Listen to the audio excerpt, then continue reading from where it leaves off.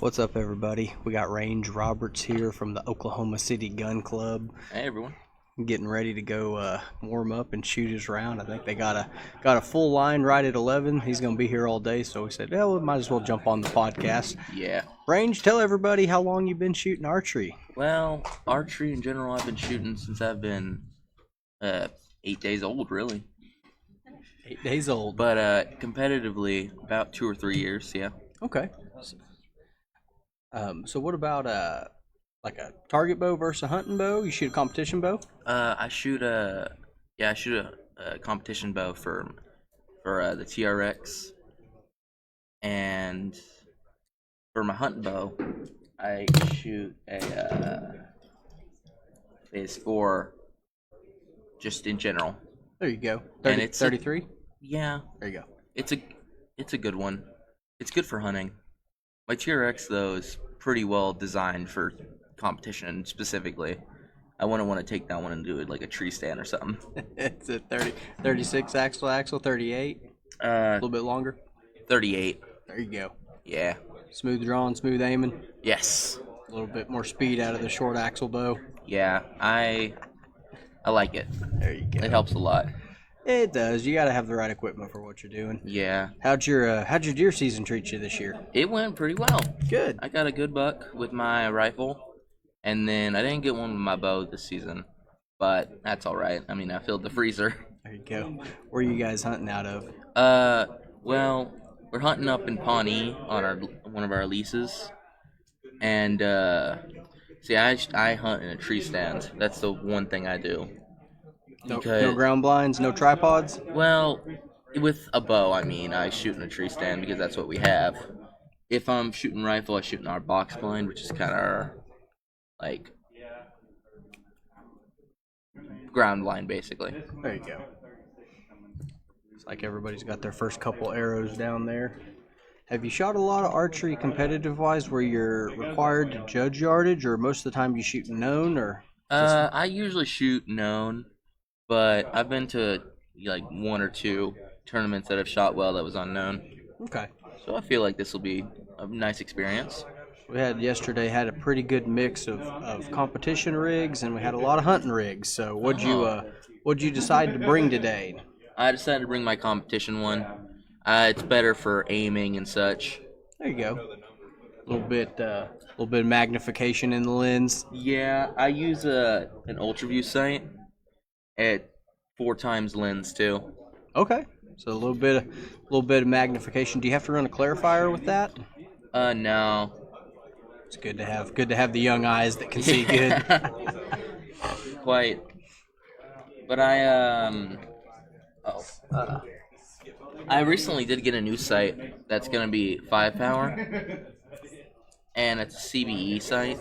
It's good, but I decided not to switch to it yet because this tournament was only a couple days away, and I just didn't want to have to set up one right before a tournament. There you go. So talking a little bit about the tournament archery side of things, do you shoot mostly 3D? Do you shoot any kind of indoor or any kind of field, anything like that, or you like foam is home? I really like 3D. That's my kind of thing. Indoor, I've only done one tournament, and it was a pretty long one, and yeah, it's not my thing. I gotcha. So I'm much better with 3D like this. It's a lot of standing around. Yeah. A little bit talking. It was well, it's not really the talking. It was 6 hours, and it was mostly my eyes. I ended up, because I hadn't ate or rested really that day, I only made it about 5.5 hours before I started crashing. Still made it like, I think 4th. There you go. On my first one, but. So what are you looking forward to now that we're into 2025? What's your spring and summer looking like competition wise? I mean, every tournament I can go to. Most weekends, all of them. Yeah, really. I know we keep schedule pretty busy there. Yeah. And I also gotta work on the gun club. Me and my family, we kind of help build the archery down there. It takes a lot of work maintaining a range where you have, hundreds of people might show up for state. It's like, guys don't see the work that goes in January, February, March, getting it ready for July, because it's a lot better to be out there in the cold than it is in the middle of the heat, trying to cut a lane, brush one in, kind of pick through the copperheads and the ticks and everything else. Choose which lanes, what lanes you're gonna make. Especially when you're making a new range. I was gonna say, we got Brad here with us. Came all the way down from Minnesota to see this big recruitment event for the ASA. We're gonna have him on here just a little bit, talk about some of the new landscapes they're covering at the gun club. Y'all have all seen the 30 target range from the qualifier from state. This year they've got a whole new 30 target range on the backside, so don't skip these gun club events. You're going to get to see a whole new range. You're going to get to see the old range too. So it's going to be something that, like, you're going to get a whole new experience. You're going to get a different look at some of these targets. Everything else. So we got people that we've had record turnouts this year for the ASA. I mean, we've had more people than have ever participated in any of these events, and we're trying to do everything we can now to make sure that we follow it up next year, because it's not, nobody cares what you did last year. They care what you're doing next year. So it's a labor of love. It's a full-time occupation. It's almost like you're married to it kind of thing. They say we're married to the game, but it is a lot of fun too. You get to see your friends, see your competition, see your family, and everything. It's like, man, I used to go to archery tournaments just to, try to shoot my bow and put a good score up. Now it's, more about just going and seeing everybody and hanging out than anything else.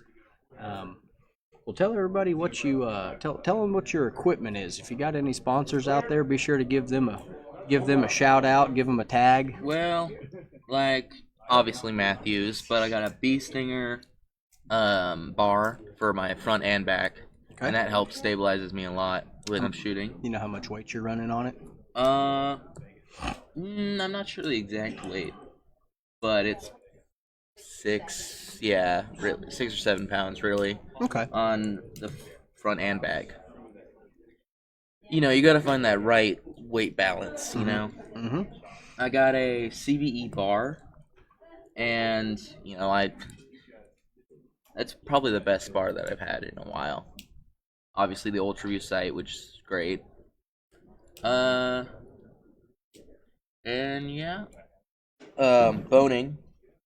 which is one of the bigger sponsors that I have.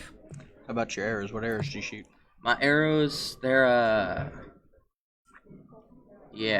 gold tip. Gold tip.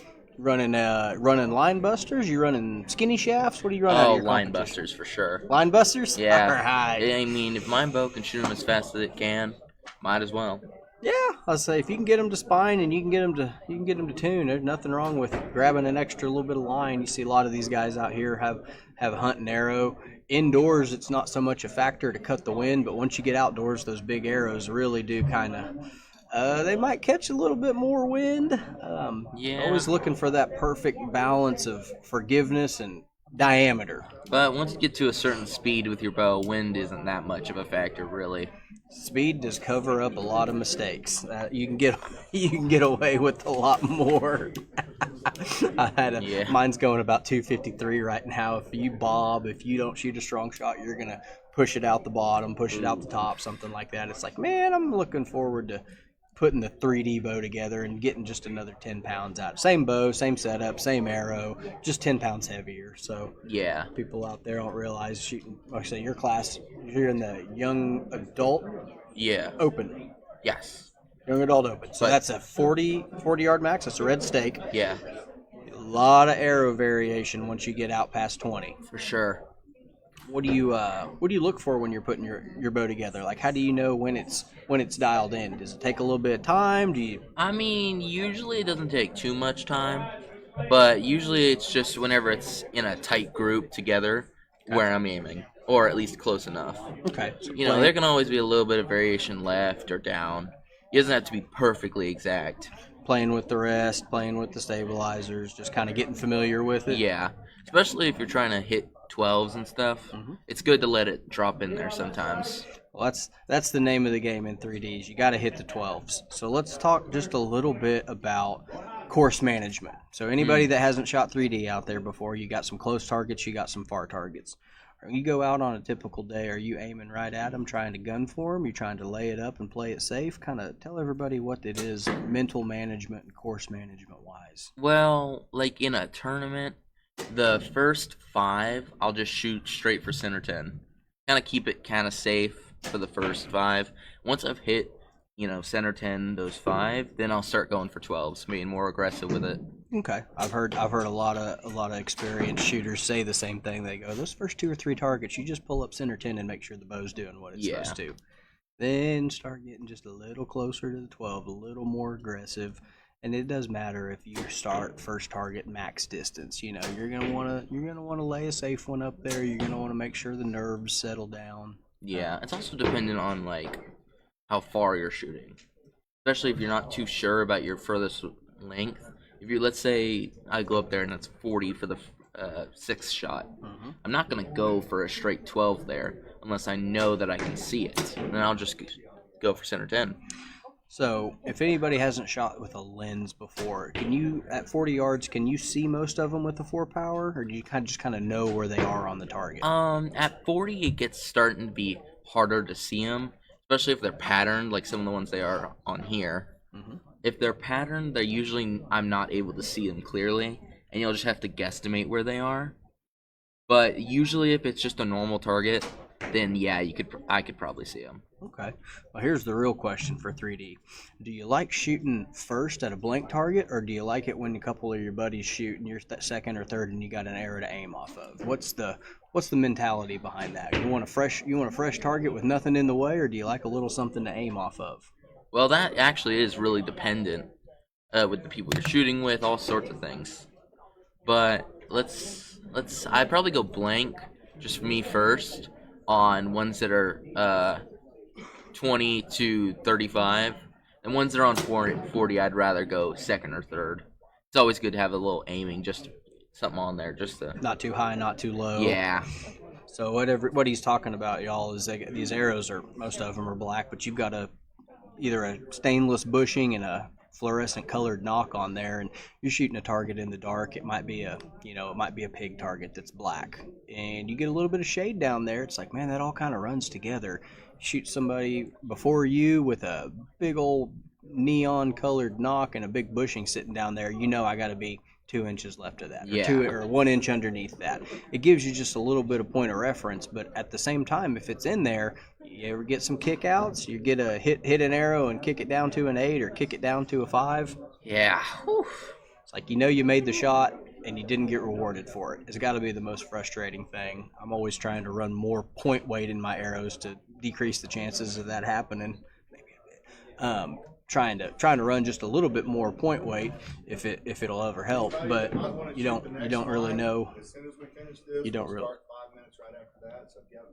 They're giving us some announcements right now. It says 5-minute break after this first line gets done, and they're gonna start the second one up. Looks like it's gonna be a big crowded day here. Hoping the sun comes out and the weather plays ball with us, but.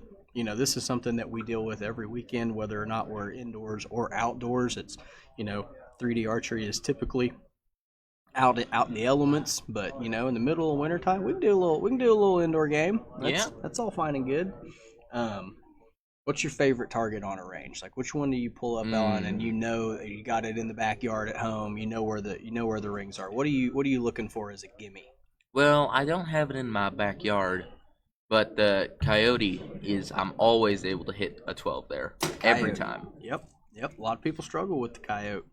And the wolverine, that too. Wolverine, you can bet the wolverine's going to be pretty close to max distance all the time. I could bet money on it. It's the reason for that being, y'all, setting a range takes a lot of time, takes a lot of physical effort. That wolverine is one of the smaller targets, so you are traditionally going to see a wolverine, a coyote, a javelina at a little bit further distance, and that some people just don't understand. Why is the smallest target the farthest away? And it's simple, folks. It's heavy. I mean, Yeah. nobody wants to lug it up, and we're going uphill, downhill, side hill. Tell everybody about the terrain at the gun club. You got a little, Ooh, okay. you got to look because all these courses, you got some flat land, you got some stuff on a hill, you got some stuff in the trees, you got some stuff in the open. Tell them what they're gonna expect because we hope Oklahoma City Gun Club not only has a qualifier, but they are our 2025 ASA State Championship host. So, kind of preview that for people. Tell them what they're gonna expect. What are they gonna see? What kind of shoes do they need to wear? Okay, well, if you're expecting a lot of flat land, we do not have that. It is not a much of flat land, other than The road's flat. yeah, the road's flat. It's easy to get around. Except for like on one. Yeah, but the lanes themselves have a little bit of elevation, both up, down, and side hill. Yeah, you're gonna see a lot of dips and a lot of where you think it's closer than it actually is. It's talking about some of the people that are judging yardage. There's Yeah. there's a lot of terrain there that allows you to take the ground away. There's some tight lanes. There's some open lanes. A little bit of everything. Third axis. Got to get your third axis dialed in. If anybody out there hasn't shot 3D and wants to know what we mean by that, drop us a message, send us a text, send us an email, send us a call. Hell, you can send smoke signals. We would love to help you dial your bow in to be as ready as you can be for the state championship. And you've got 22, 23 qualifiers all year to figure it out. There's not a weekend between February and the end of July that we're not doing something behind the bow. Also, if any of y'all in the Tulsa area and want to come check this out, you can. I mean, it's open, and you don't have to shoot or anything. You can just come check it out, see it in person. I was gonna say archery's not much of a spectator sport, but we've got all kinds of raffles and giveaways and a whole expo show outside the doors of this tournament we're at. They've got us our own private hall just for safety purposes. Anytime you're shooting indoor archery, that's always a concern. But we are, it's going to be a full day out here. We've got a packed house so far. Still kind of early. We're hoping people get up, get some late breakfast, early lunch, and come out and see us. What are you looking forward to most in 2025? Is it the competition? You looking for state championship or bust? What are you expecting of yourself coming into the season? I mean, really, I'm more expecting of myself to try and win the state championship. Okay. And also, I enjoy competition. Stuff like that's fun. Who's in your class? So this is the young adult male class. Is 15 to 17 years old. Who are you looking at as some of your competition? It's like, hey, I know that guy shoots pretty good. I see him. I want to get one on him. Well, honestly, not too sure. There ain't many people in my class. Now, there are a couple that are really good. There was this one guy that came last time, one of my last tournaments, and he was really good. But I don't know his name, and he only showed up for that tournament, so I don't know, much about him. But probably him. So you got Jackson in there. Maybe Yeah. I think Jack will shoot up. Isaiah will shoot up. Yeah, for sure. There's a lot of different classes that you can see. So you're in the young adult class. You are able, if you want to shoot up. They say we have kids all the time that come out and they beat the grown adults week in and week out. So it's not something that you don't need to be 40 years old, 30 years old. Jack's 14 years old and he beats me out every time we shoot from the same state. It's like, man, I can't wait for that kid to go pro so I can stop shooting against him. That's just part of it. But yeah, we've got a great community of people at the gun club. They started up a youth archery team. Tell them about what a youth archery team is. What do you get out of that? What is what's a protocol? Like if you're going to tell somebody like, hey, the best way to get archery is to find a group of people that do the same thing. What are you looking for in a teammate? Well, I mean, in sense of like team archery kind of stuff, it's mostly being able to shoot together at events and in general being able to help each other if we need any help adjusting or anything like arrows and such. And also in general, I mean, like jerseys and stuff, that's always good. These things are really breathable. So got to give the sponsors some love. It's Yeah. a lot of logos floating around out there. Yeah. What would you tell somebody if they've never been to a qualifier? They might have shot 3D before, but never in a tournament. Is it easy to get into? Is it scary? Is it hard? At first time, it's definitely pretty scary, but it really isn't that bad if you just go in, you pay your fee to shoot, and then you just shoot. You have some fun with it. You learn while you're doing it. Yeah. There you go. I mean, and there's also places to warm up, of course, but Got to get those warm-up shots in. For sure. You ever go in cold, or you like to go in 20, 30 shots in? Like what's a tournament morning routine for you? Tournament morning, I'll shoot 20, 30, 40, two or three rounds at each one, and if I'm hitting good, then that's where I go with, and I go ahead and go shoot. And that's usually like around 20 arrows. Okay. Have you ever had a morning where it's like, okay, something's not hitting right, what are we doing? There was one morning that was kind of off on a 30, but we just, messed with my sight a little bit, and it got fixed. There you go. That was fine. So even if you're not 100% ready the morning of, you can still get there in time. You got a chance to make changes to the bow. You've got practice bags there. You can redial, because you might be hitting at home, and you get to the place and it's like, we're a little left, or we're a little right, or we're a little low. So you got a chance to get out there and make sure it's dialed in before the actual competition starts. Yeah. I think that's a big thing people don't necessarily know about. They're like, I just go out and shoot 20 targets for score. It's like, no, you sit around and, drink a little coffee in the morning, shake some hands, say hey to people you haven't seen in a few weeks, and then maybe get I'm about 5-6 arrows practice tops. It's cold. It's the middle of the morning. You're not really doing a whole lot, just kind of, enjoying the community and that kind of thing. Pretty easy to do. See all our range officials down here. We are pulling arrows for the competitors. The reason for that's not because we don't want you to see your score up close. It's just so you can't step the distance off. It's a competitive balance thing. So shout out to all the shot guys and all the volunteers and all the staff that are letting everybody. You can see them all kind of standing here on the line. Yeah. So you can't count your steps back. You can probably count Tim's. Sit there and go 1, 2, 3, 4. But you get a little strategy involved in it. A little bit of not knowing exactly what's going on. First couple arrows, it's like, well, I think that might be 30. I think that might be 35, 32 and a half, something like that. If you're judging yardage, how's that going to change your approach to a 20 target range? Are you going to shoot conservative on the foam? If you don't know the number, you're going to gun right at them. Mentally, like what? Tell somebody that's never judged yardage before what they can expect. With judging yardage, it can be incredibly difficult whenever there's something in between. And like, let's say that IBEC. Mm-hmm. Yeah, IBEC in the back. That one is quite the hard target, even if you're looking at it with binoculars. But I can't tell how much that yardage is. I'd have to be up there and sway and get all the right hook ends. Mm-hmm. And whenever you're looking at it, you're gonna think it's pretty far, right? And let's say you do choose the right yardage. I'd still shoot center 10 or something on that. I wouldn't gun straight for the 12 in case I hit lower. Yeah. Center 10 is good because if you're a little high, you're gonna stay at 10. If you're a little low, you might hit a 12. You shoot mostly lowers? You call a lot of uppers? I don't really call a lot of uppers. It's really dependent on putting it on there and hitting it. I feel like lowers are better because there's always the chance that you could just get one. I also shoot mostly lowers. It's closer to behind the shoulder on a hunting scenario. It just feels a little more natural. I feel it can be easier to shoot the lower as well. More where you can actually see it.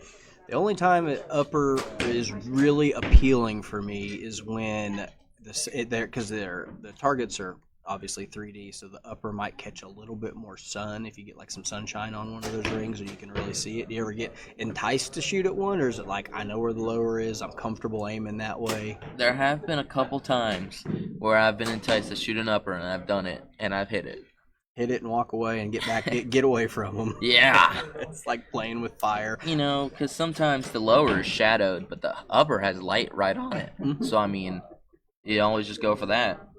You catch a little bit more light on them. Sometimes it's just if you got 3 guys in your group and they can all shoot a little bit, you might be a little crowded in the lower, and the upper might be just a safer bet for you.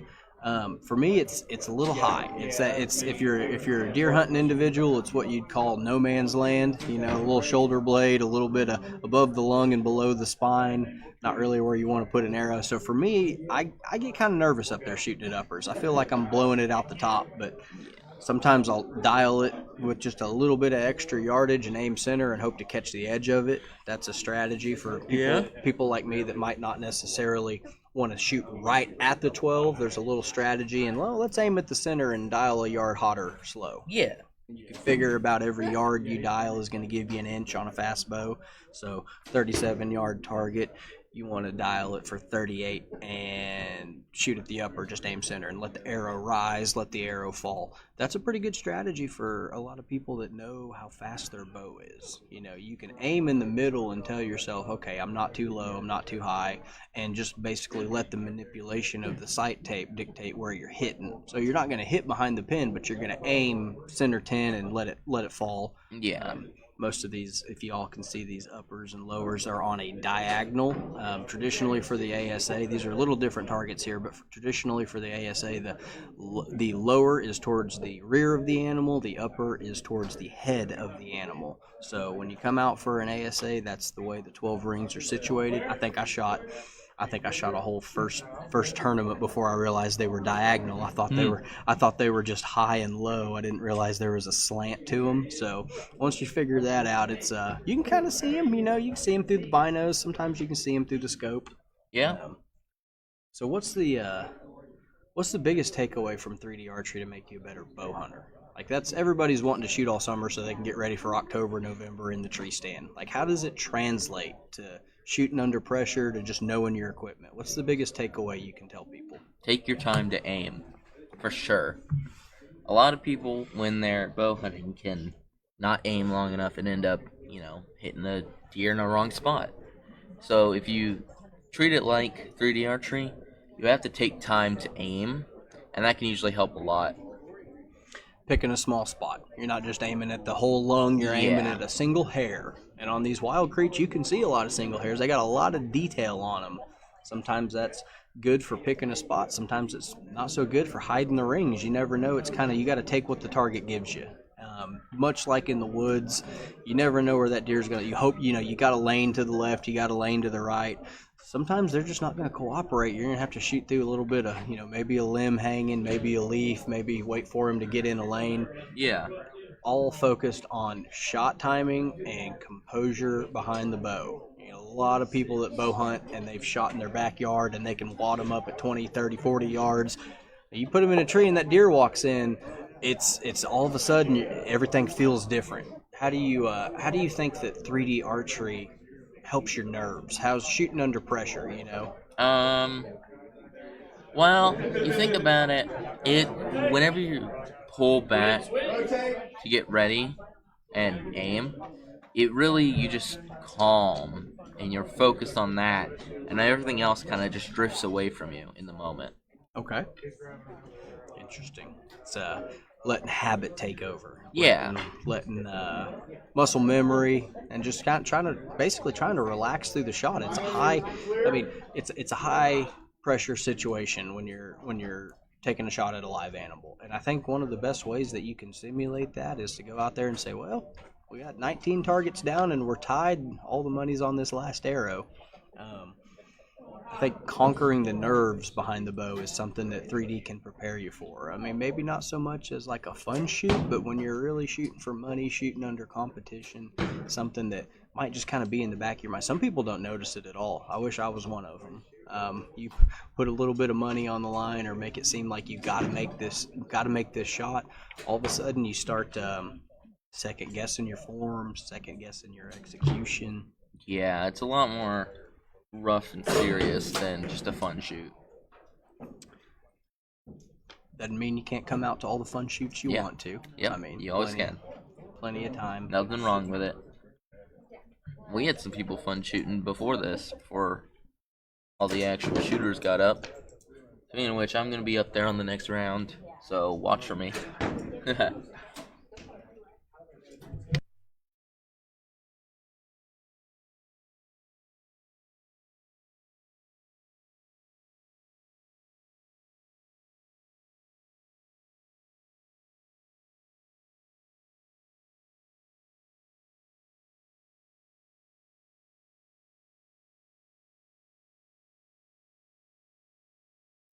Hey, what's up, buddy? How are you, man?